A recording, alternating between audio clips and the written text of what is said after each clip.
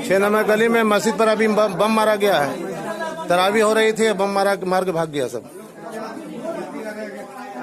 वो मस्जिद के अंदर बम नहीं जा सका है, नहीं तो अभी बहुत लोग घायल हो जाते हैं, मर जाते हैं।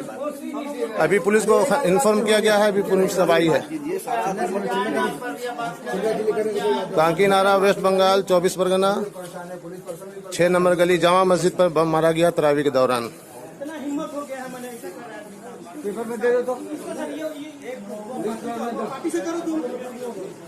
ये थाना बगैर काम का है। सबका घर तोड़ा जा रहा है, यहाँ कोई भी इंतजाम नहीं है, सबका घर तोड़ा जा रहा है। 7 नंबर गली तक, 9 नंबर गली तक सबका घर तोड़ा जा रहा हो रहा है। सर, हम लोग के साथ इतना जुल्म हो रहा है, हम लोग को आंसू निकल रहा है, लेकिन कोई क्या हम लोग करें, बोलिए ना। हम लोग बहुत परेशान हो गए हैं, सोना हराम हो गया है, क्या कर सकते हैं बोलिए। आप लोग तो इतना फोर्स है, हम लोग देख रहे हैं, लेकिन इन लोग का हिम्मत क्यों इतना ज्यादा है, ये बताइए। इतना हिम्मत क्यों बढ़ी हुई है।